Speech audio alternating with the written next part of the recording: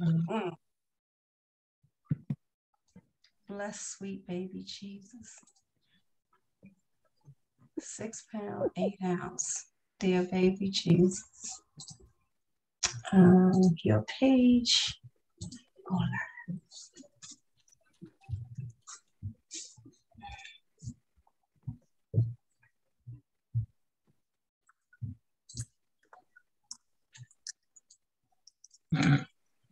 It popped off. Did it go live? Hold on.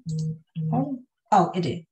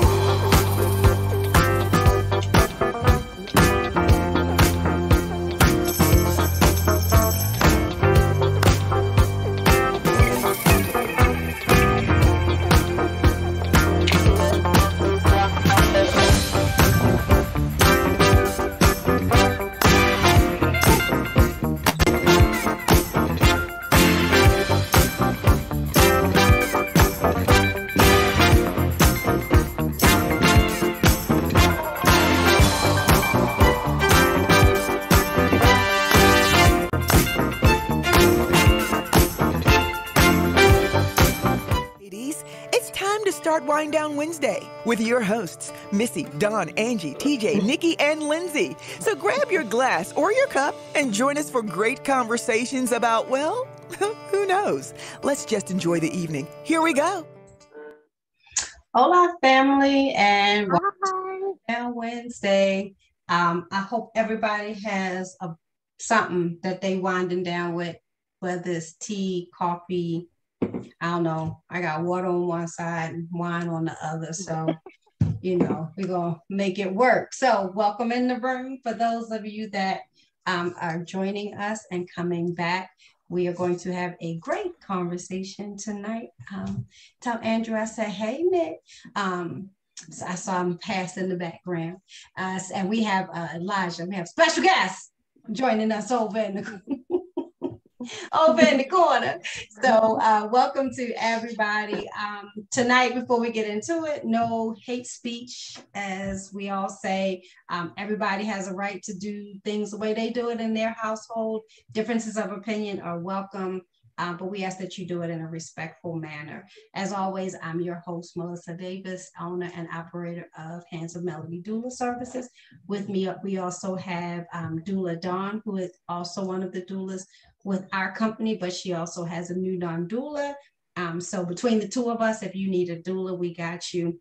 We got Miss Nick with us. We got Miss Shayla with us. We got Miss Angie and Rachel. I don't know if the other ladies will join us tonight. If they do, they'll pop in at some point. But for now, we're just going to get started with our conversation. While I'm thinking about it, next week, if y'all join us, we're going to be talking about toddlers and lies people told. Because I'm sorry, I don't find my toddlers in a book nowhere. Like they didn't get the manual, and so that's going to be I didn't get the manual for terrible ones. No, nobody got the manual, so that's going to be a whole topic of conversation. I don't know if you hear knocking right now, but that's a toddler that's supposed to be in the bed, but they knocking on my door. So I'm just going to say they rude. They have no sense of yours and mine. It's just all theirs. But tonight we're going to talk about the people that stand beside you and assist you when you getting those little people over here, when you still have stars in your eyes and you feel like, oh, it's just going to be cuddly and warm and wonderful. And, the baby, yes, it's going to be all of that.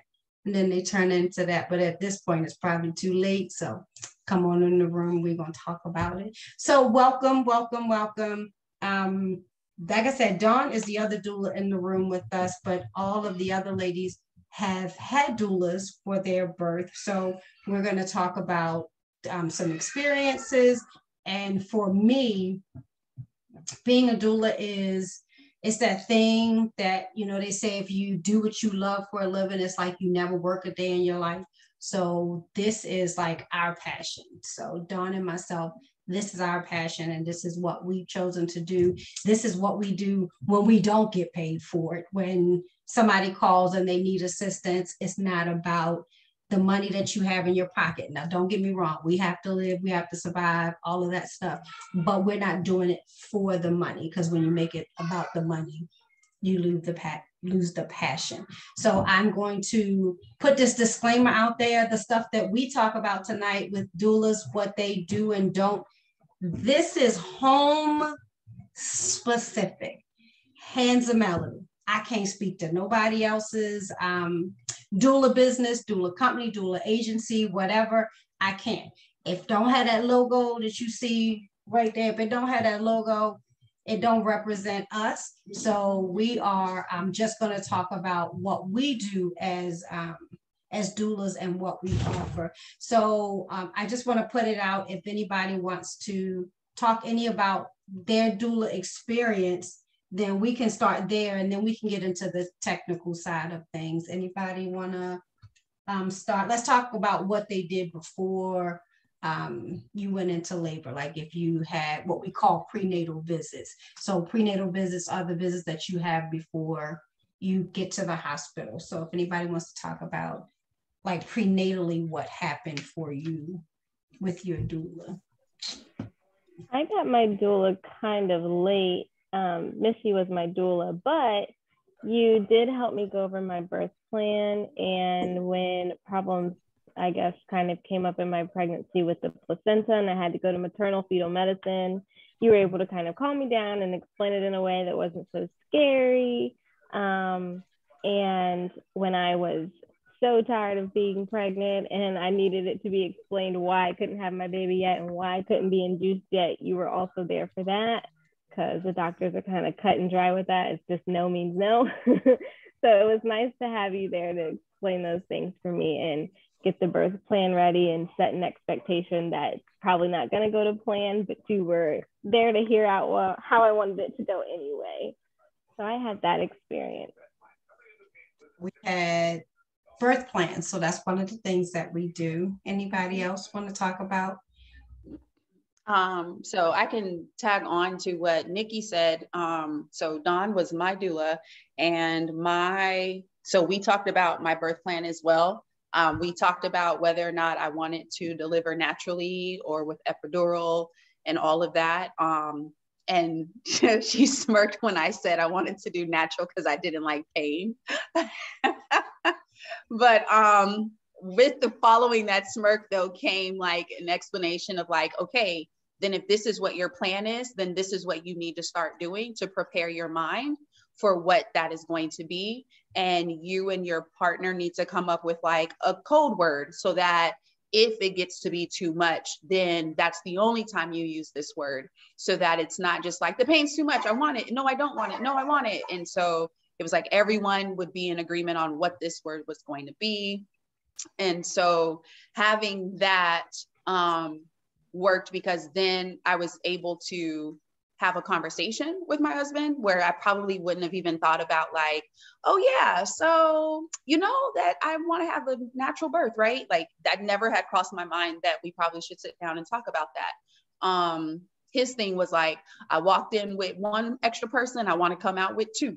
And so that was the extent of all he thought about all of it going in. So with that, I think also was that when Dawn came for the visits, she also met with my husband to talk about like, here's how you can assist her. Here's how you can be a support system for her during the laboring process. Here's some of the things you want to, and the signs you want to look out for. Even before I get there, here are some of the things that you can start doing, and then come up with what we're going to agree on in terms of like prepping, so that by the time I get there, then we're not like, running around with our heads cut off. And so that was comforting and reassuring. So birth plan and code word was what I've heard so far. So I'm taking notes so we can go through some of these things. Angie, you have anything you want to add? No, pretty much echoing everything everyone else said. Melissa was my doula.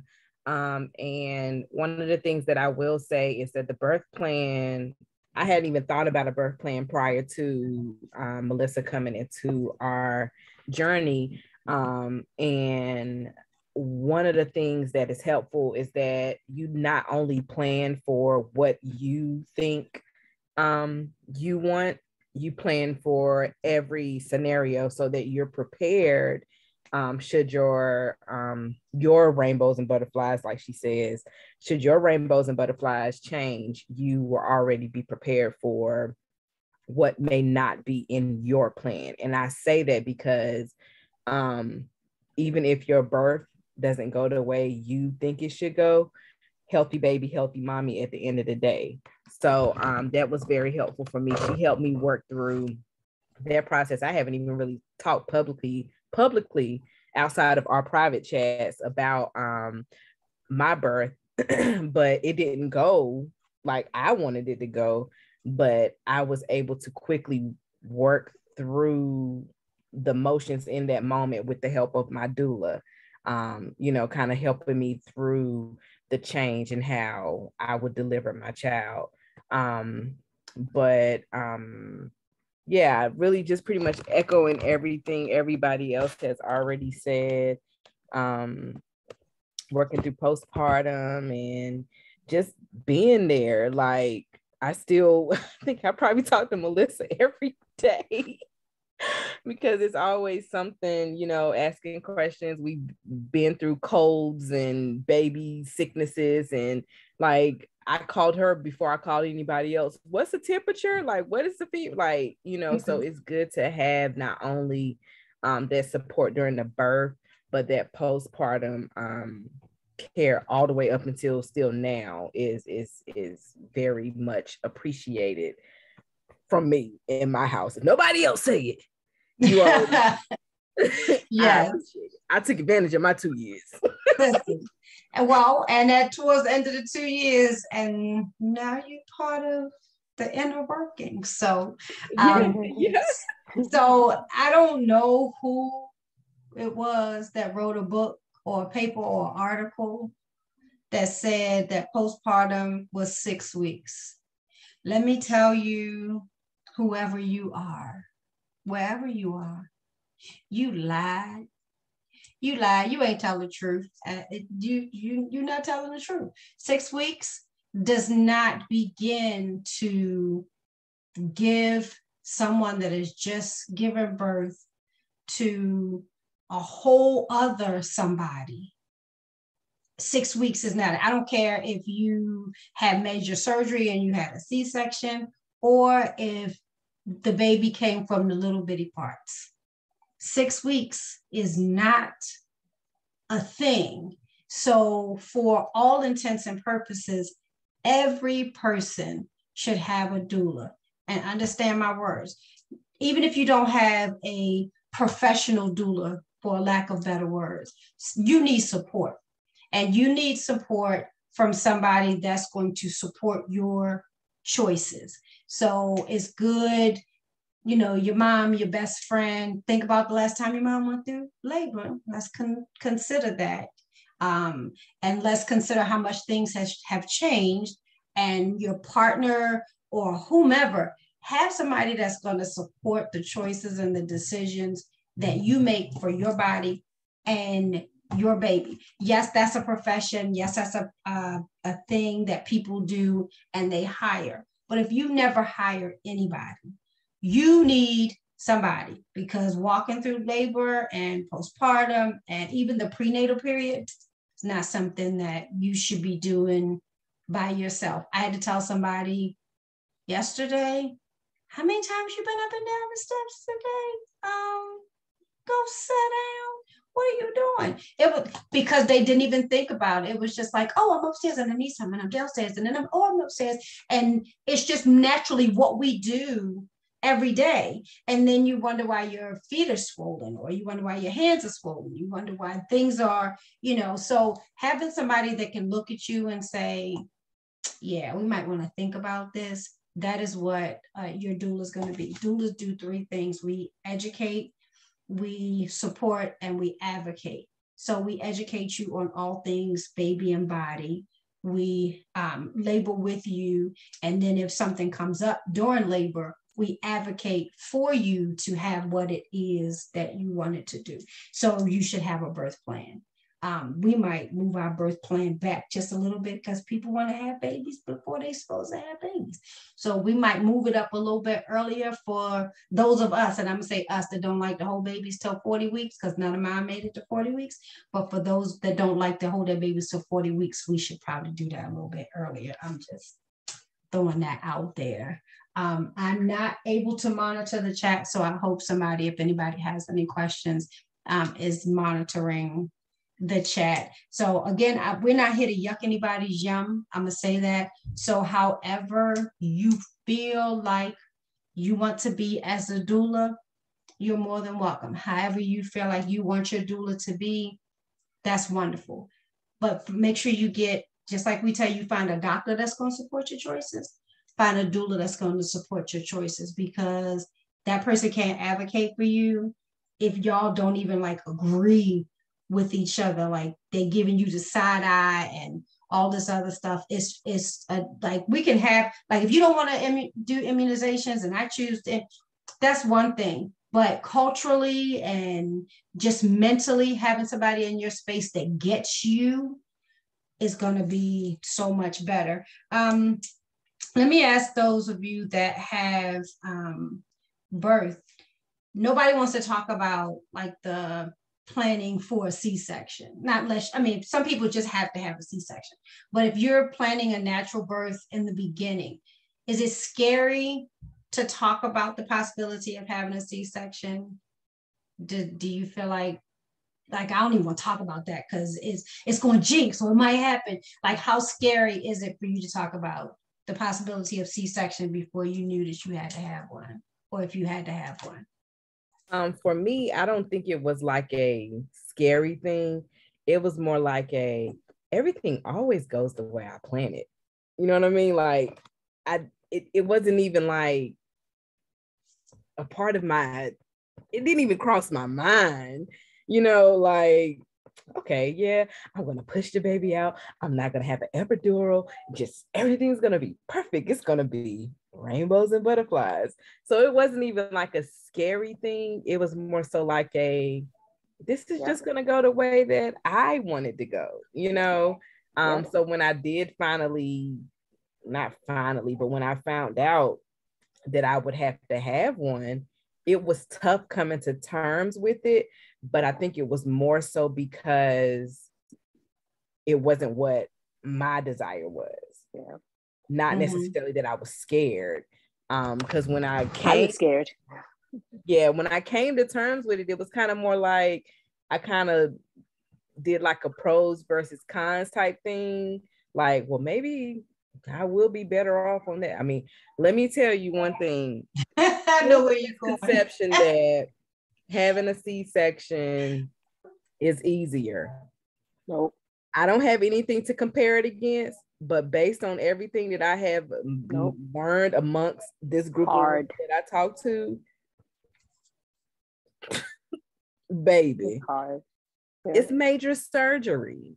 Yep. And I think people really, we talk about all the time how we had one-track mind about pregnancy and giving birth before we had to experience it ourselves and had to go back to apologize to people that we done touched their bellies when they was pregnant and all kinds of things. Mm-hmm. And it's the same way for me, because to me, that was in my mind like, oh, that's the easy way out. No, no, it's not at all.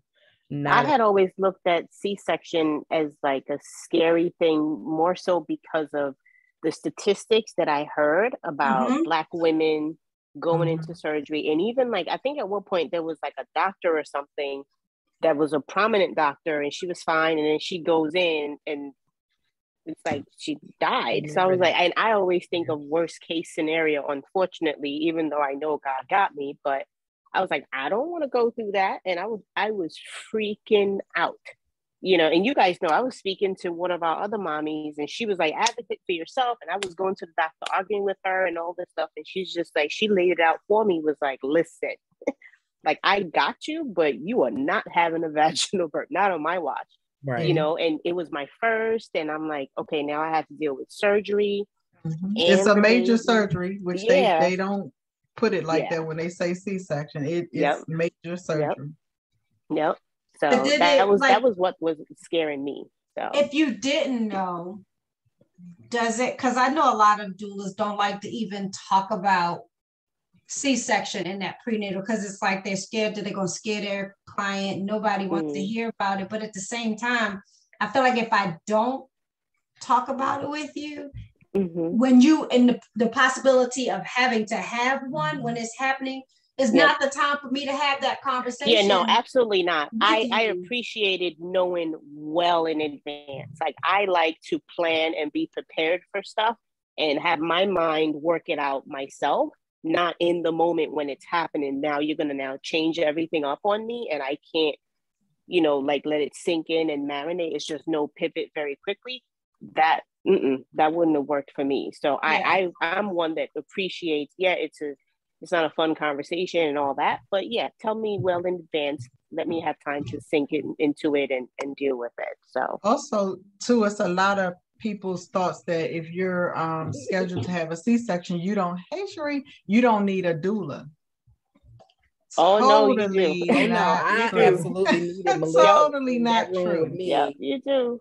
Yes, because we didn't know anything, and I had an allergic reaction to something. Melissa knew better than I did. I didn't even know what it was. And I was just throwing up on the table. Like me and Gerard totally were not expecting that. And if it wasn't for Melissa being right there, I probably would have freaked out. She helped me get my first latch laying in the little recovery room before we went to mother baby. Lord, I'm getting misty eyed.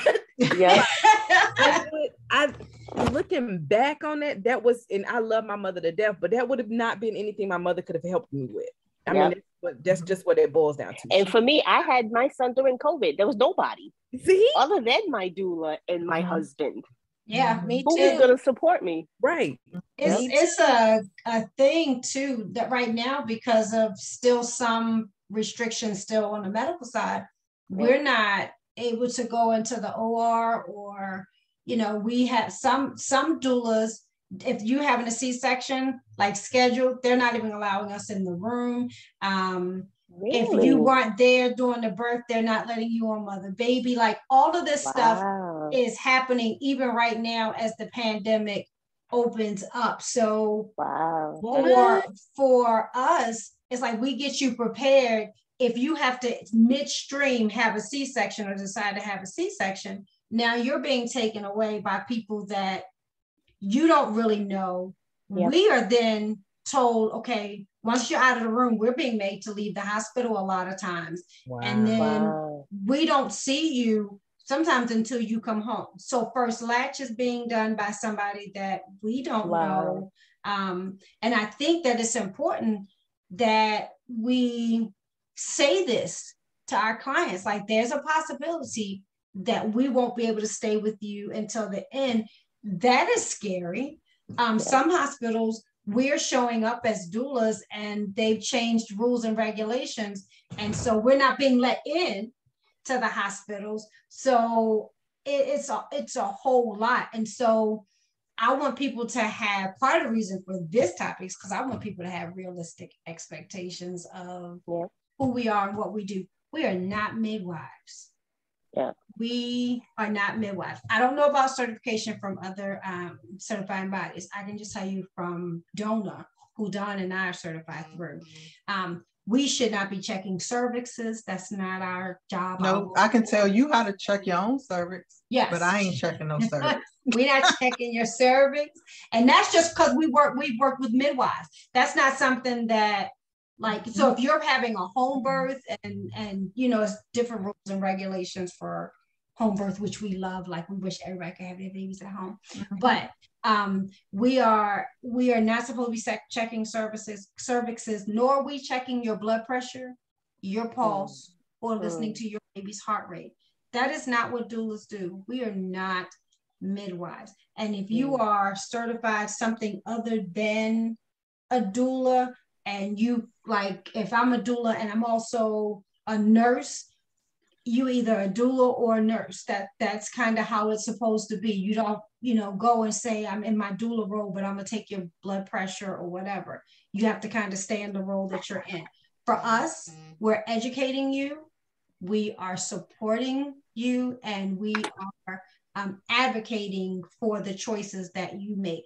For us, advocacy starts from the time you start that find out you're pregnant, and or you come to us, until the little person is 2 years old. We used to have the ability to go to the doctor's office for like one of the OB practices, and we were there throughout the day. We were coming in, visiting you in your room, talking about, you know, doulas giving out information. Then we were there with you at the hospital, and then we were there with you at home, and then we were at some. Dawn and I used to go to pediatrician appointments because we had first time, you know, people with this is the first time baby, and we in there answering questions.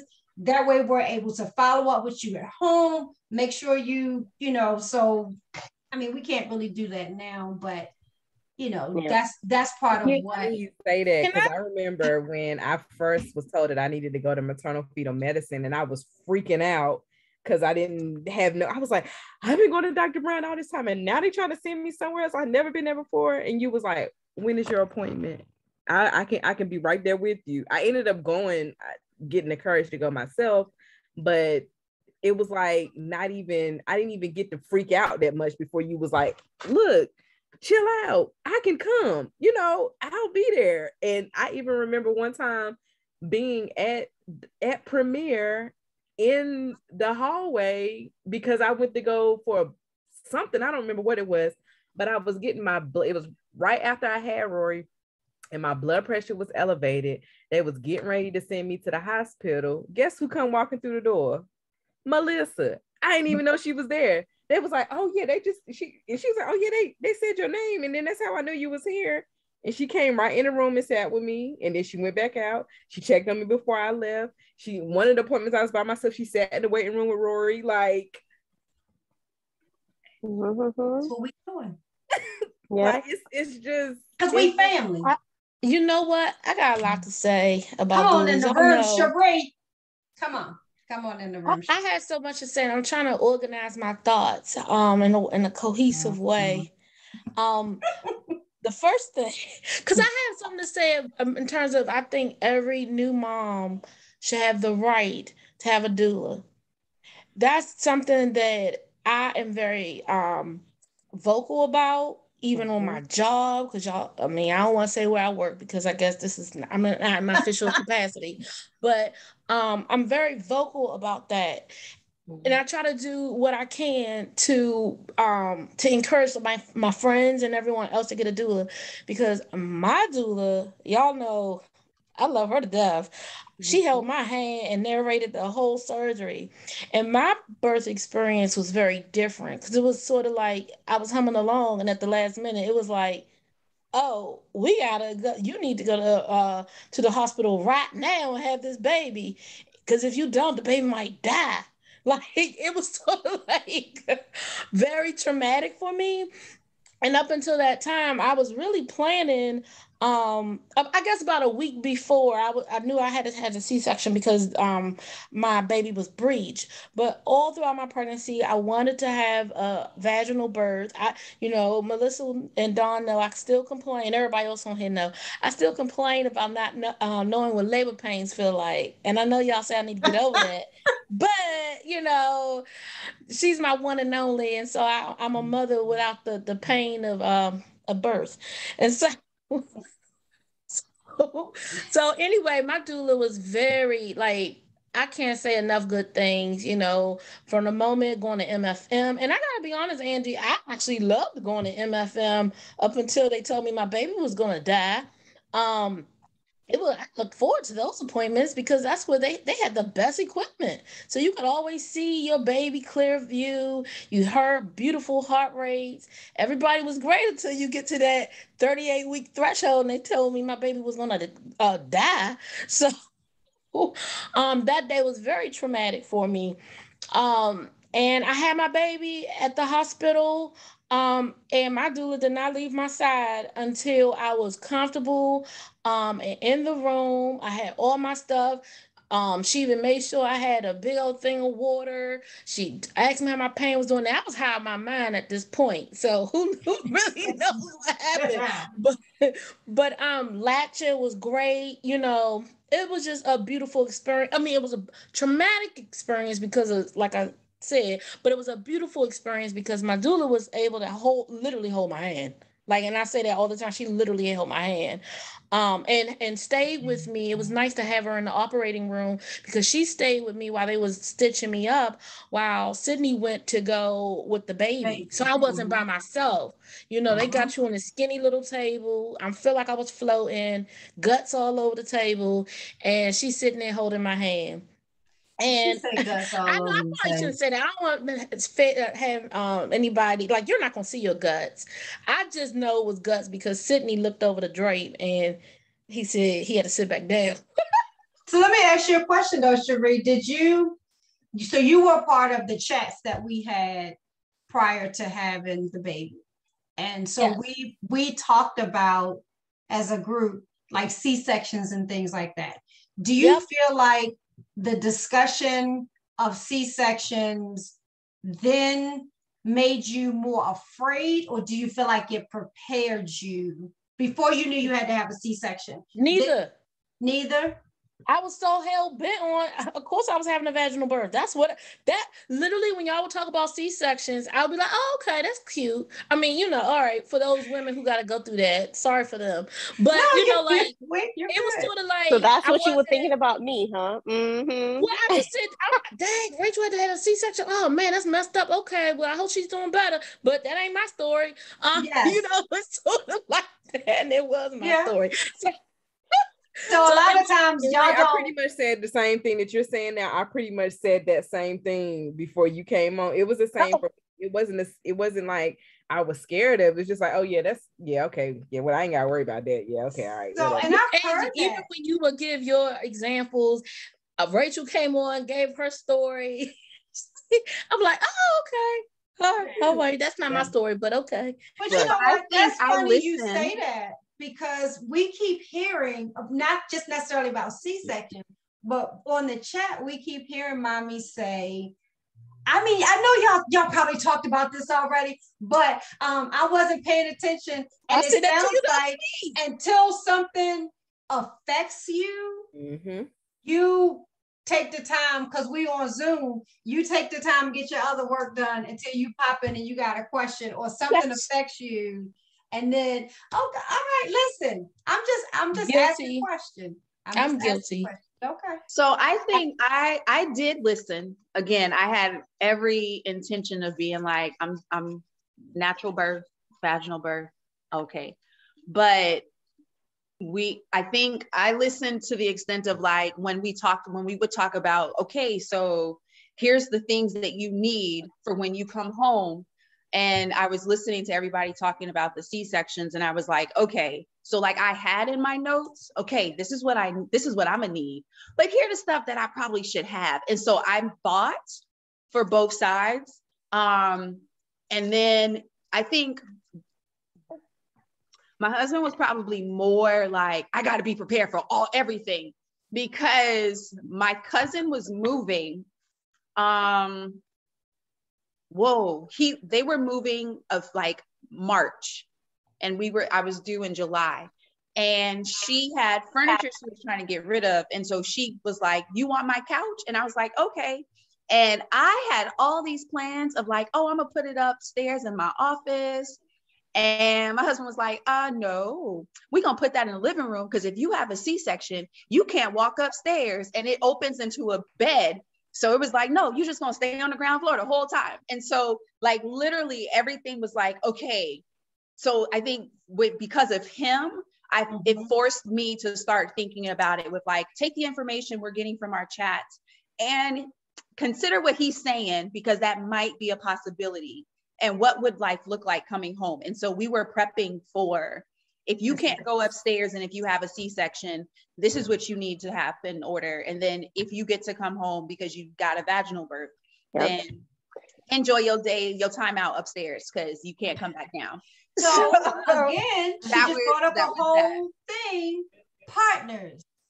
Yeah. I don't know why we don't meet some of these partners until you in labor. We try to meet you before you have the baby and make sure you're comfortable, because I don't mean no harm. I would prefer not to meet you and your itty bitty parts at the same time. But I mean, it has to be sometime. But if we are meeting and like we've tried to meet like for coffee or tea, or let's have lunch and have a conversation, like, and invite you into the chat with the ladies and have conversation. We want to meet the partner. We don't care who it is. We don't care if it's your mama that's going to be supporting you. We don't care if it's your best friend that's going to be supporting you. We want to meet that person too. So it don't take us the first quarter of your labor to struggle with some kind of whatever, because half of them think that, we got the doctor, what you need this person for, or, whatever the case may be. Especially for partners, we get the side eye, the shade eye, this person that came here tell me how to take care of you when you in labor, or, oh good, they got you and I'm gonna sit over here and play the video game or the whatever. We will prefer to meet that person so we can give roles and duties and responsibility, because we're not there to take their place. We're there to help them support you. So support both of y'all. Yes. Make sure he don't pass out. Make sure he done had something to drink and eat today and all of that. Gone to the bathroom, took a walk, all of that. And then also too, so that they know who to call when something is going on and you can't make that call. And that's what happened to us. Like our birth plan with our doula, even though, we had the planned C-section, our birth plan, like she walked us through what it would look like. And then she was like, okay, so what would you like after the baby is taken out of you? You're still laying there. And I was first time mommy. I don't want him to have a pacifier. Don't give him a pacifier at all, because I've heard it's going to confuse him with the nipple. I need him to have skin to skin immediately. So she's like, then that's your husband then, because you're going to be laid up. And I was like, immediately when they take him, like I gave instructions. Sure enough, when my son was born, his sugar dropped dramatically and I'm strapped down and my husband is like, wait, what? And they're rushing, trying to figure out. And my doula went right in there with my husband and was like, okay, this is what we need to do. They're going to do this. And it was helping him. And she came back and sat next to me and was talking me through, here's what's going on with your son. And here's what's going on over the curtain. Like, so that helped calm me down. We were so not prepared for that. And it happened. And I was still like, what? She's like, but I'm sorry, he has a pacifier. I was like, what? She's like, but here's why. And here's how he's doing. And I was able to like calm down. And that's when she came in, because the nurses weren't coming to tell me that. The doctor was focused on fixing me up. My husband is 2 sheets to like, I don't know what the heck is going on. Who else did I have? And she stepped in and did a really good job in that aspect. So I appreciate that. You got, and that's the thing. Sometimes nurses and doctors have a mission. The doctor is coming in to see where the placement of the baby is and how soon they need to suit up to take this baby from the inside to the out, whichever way it's going to be. The nurses may have you, and depending on your hospital, 3, 4, couple other people, so much to the point where they inducing you with Pitocin, and then they come in and they stop it and they run out the room, and you like, wait a minute, your doula should be there for active labor until it's done. Now, hold on, let's talk about active labor. Active labor is not your first contraction. Active labor is not your contractions at every 15 minutes. That's not the case. We don't come that early because it could be forever. Now, if you 3rd, 4th time mommy, I might be there from contraction 1. I'm not even gonna lie, because y'all like to play games. But first time moms, and actually 1st and 3rd time, because 3rd babies are a wild card. It's like when you Uno and you get that wild card, that's that 3rd baby. Like they do pretty much what they want to do. But just in case, that 1st baby, you can have precipitous birth. Precipitous meaning you have contractions, you like, and they just kick in, and like a couple hours later, baby here from start to finish. That is very possible. Don't happen all the time. Don't happen a lot, but it happens. And yeah, so that's a different story. We're not talking about y'all. We're talking about the first time person that wants to labor for 12 to 24 to 48 to 72 hours. Bless y'all. We can't be there with you for 72 hours. It's not a thing. It's not a real thing. Not unless we're going to be burnt out with you. So we want to get there when your labor is like, yep, I'm staying here. I'm not going anywhere. And we want to come in. We want to get you on the ball. We want to get you in different positions to help you to get baby around. It's called spinning babies, but really we spinning mommy in hopes that baby moves. That's what we're really doing, from trying to get you almost to stand on your head to a whole bunch of other stuff. Like that's what we're there. We're there for outside comfort measures. We are there for the mental judo that's happening in your head. We're there to keep your partner from wanting the ambulance in the driveway, from the first contraction to the one that won't put the video game down. They got a spades game going on over here and you laboring, like all of that. Our main goal is to focus on you and what you need in the time that you are actively trying to get this baby to come down. That is our role. Cherie, you were going to say something? Yeah, I want to say, again, and this reinforces like what Rachel was saying, what everybody's saying. I literally cannot see how new moms have had babies without doulas. I know not all of us are fortunate to have a whole bunch of women around us that know what they're doing from, and I say know what they're doing because, some women can be around you and telling you stuff they did in the 1900s and that ain't going to work either. But, and so I think that having a doula, I know for me, it gave me that sense of, because I'm kind of a control person. And so especially for women like me, having a doula really helped to calm me down, assess the situation, and to really, to be able to make decisions and know what the consequences are of those decisions in a high stress situation. For me, my baby was fine. It was me who was the problem.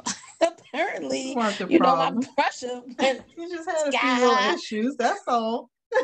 Yeah, I agree with Cherie though that I feel like it gave me peace. Like, I was not planning on having a C-section. My situation was, it had been too long and I wanted one and they weren't listening to me. And so my doula was there to advocate for me and be like she knows what she wants. Like she wants a C-section. I had to wait because it wasn't an emergency. But in having my doula and like praying, and even my doula prayed with me, and I couldn't have my mom there, so we're all on FaceTime praying together. I just had such a weird peace. And like, even now thinking back about it, I feel like for me, the biggest thing between a C-section was like, oh, you're a quitter.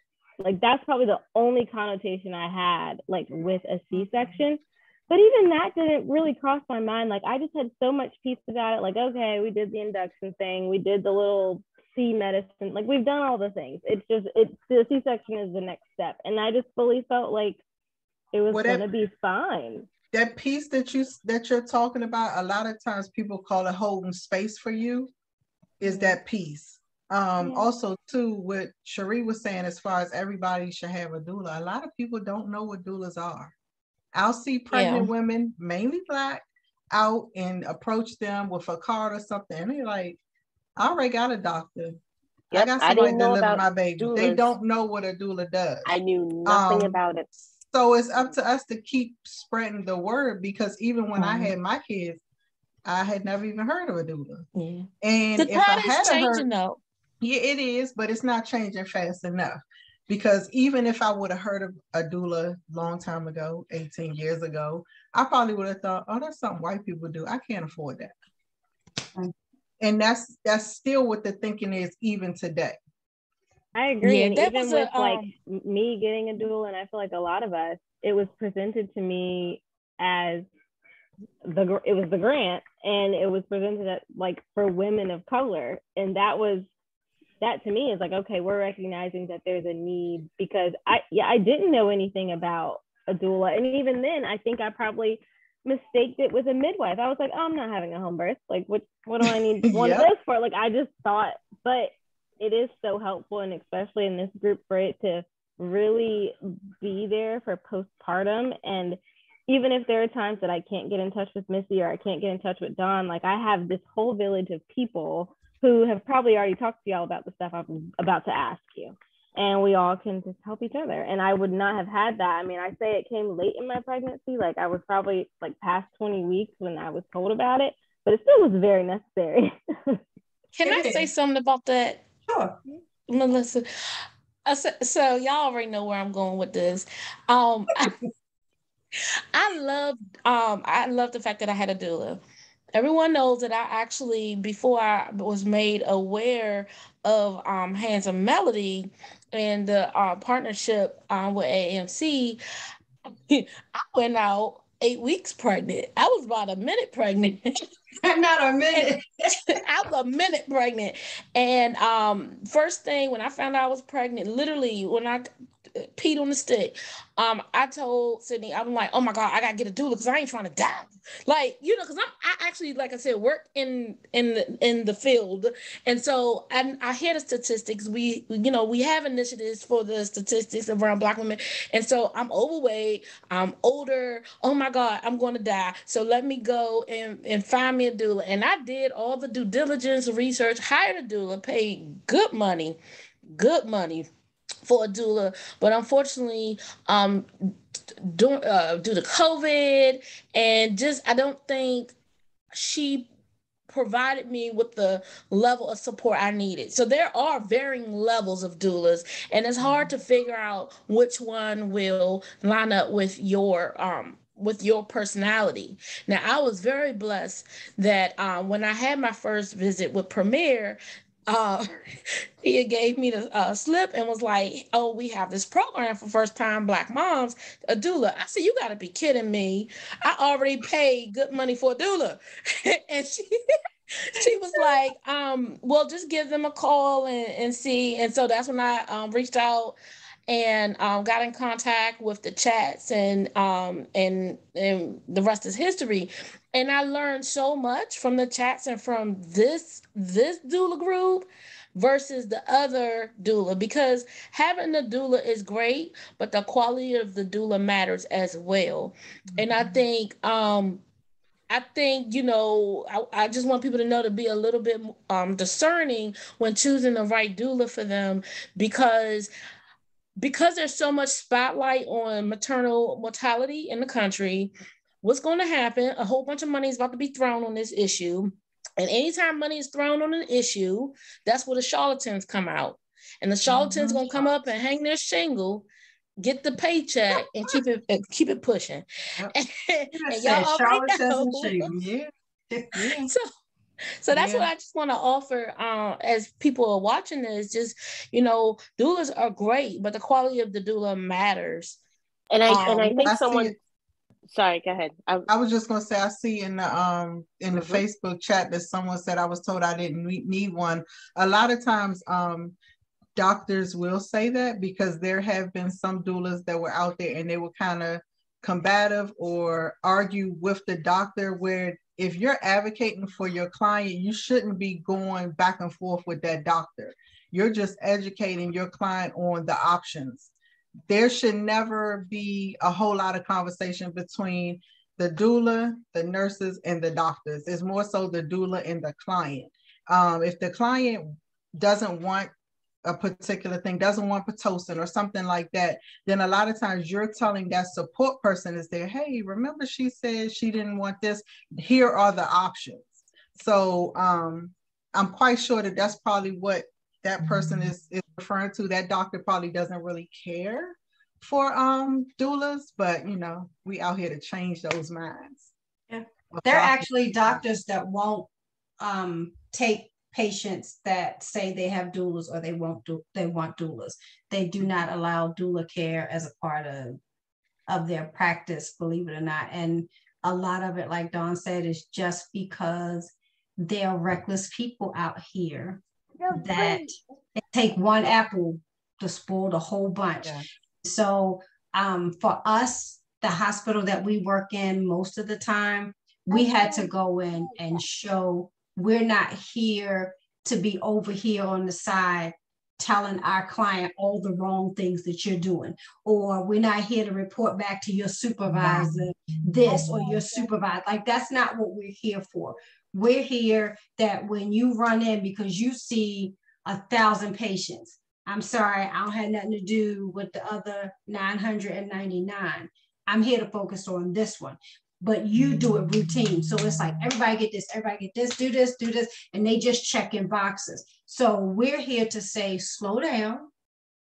They don't just want option A, they want option B and C, and then they need options B and C explained to them. And then they want you to step back and they want to converse with their partner.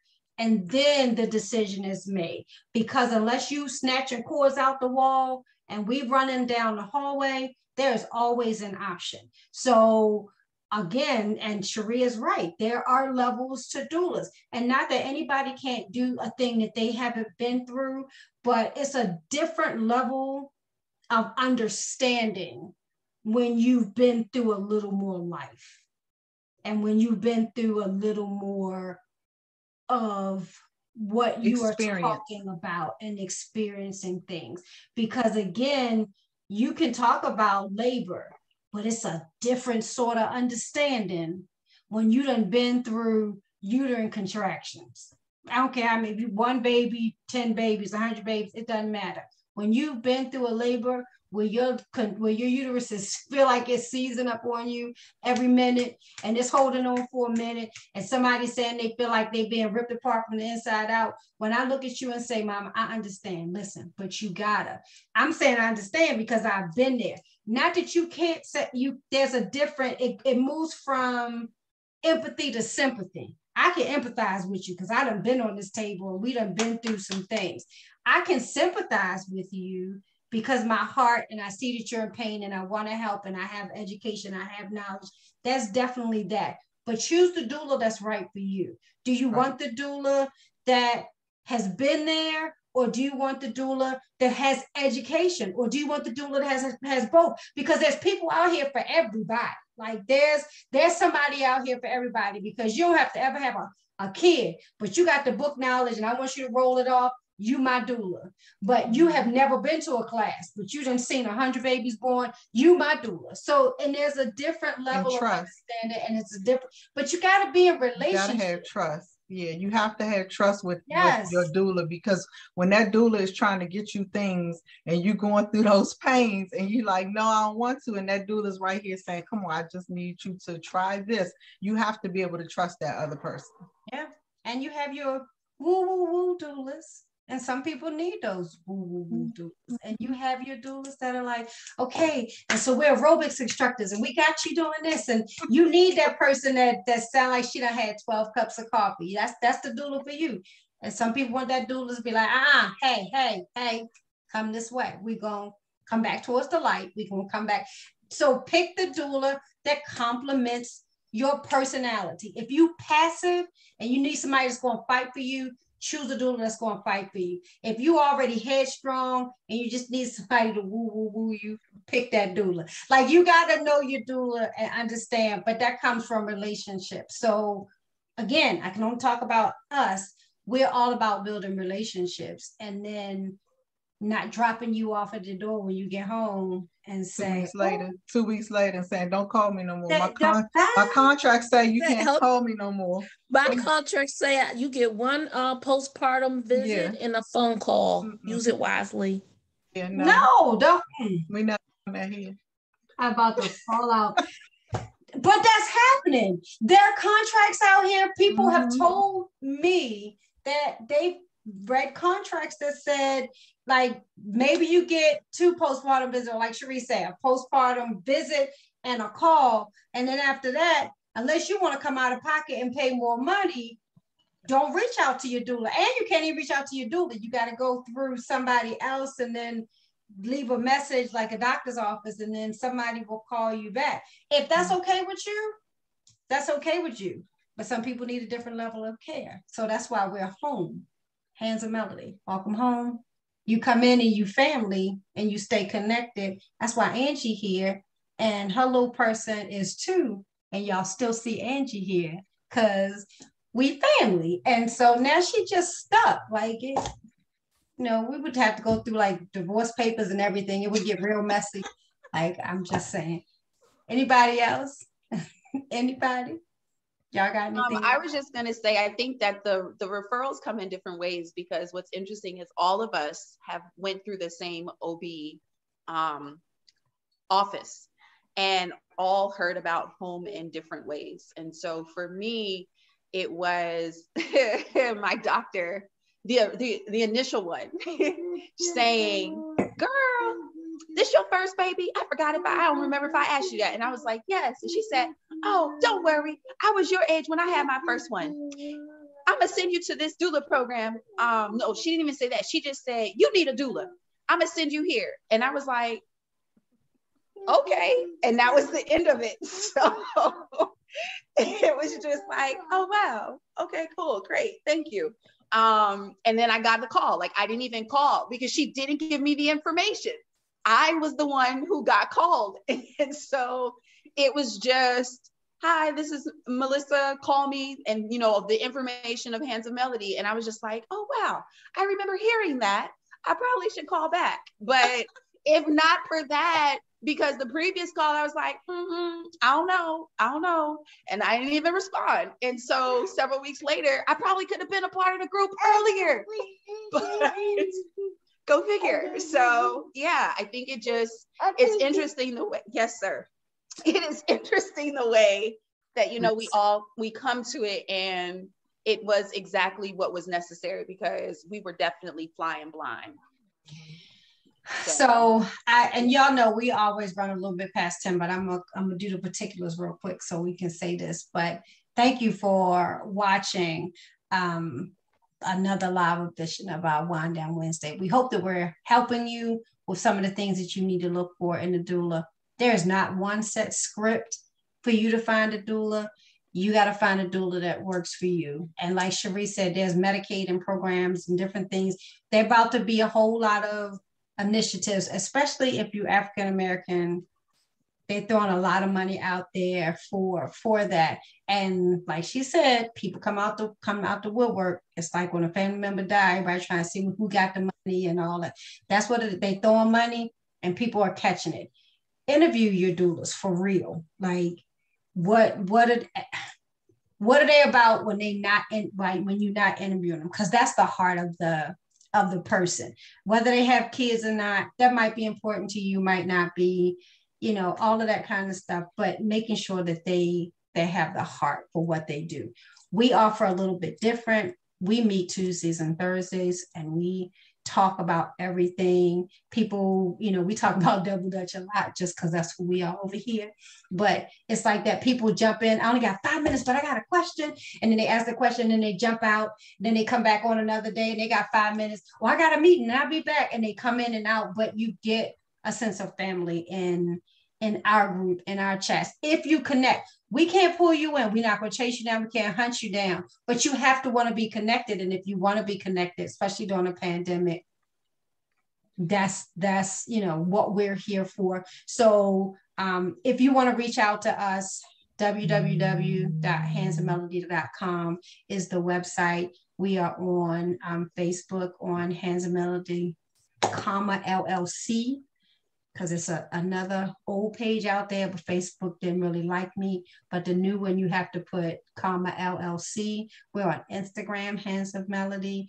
We're out here. So if you need us, by all means, we're going to end this portion of it. But I'm going to continue to record. So you may see some of this additional information go live. But I wanted to make sure that we end at 10 o'clock for anybody that needs to jump off. Was there any other? No. Okay, so we're going to go ahead, and we've answered all the questions, and we don't want to keep you guys. Next week is toddlers and the lies folk told us about toddlers, because it's not even what somebody had put in the book. I don't know who wrote the book. I didn't get a copy. I didn't edit it. And I didn't read it. So neither did my toddlers, apparently. So we are going to, Angie, you have the outro ready. We stay in and talk a little bit. So if anybody ever needs to jump into the forum where when we shut the Facebook Live down, you want to be a part of the conversation, send us an email at www.handsofmelody.com or hello, HELLO, at melodichands.com. hello@melodichands.com, and we can always let you in the room. So we're going to end this part, and then we're going to do live.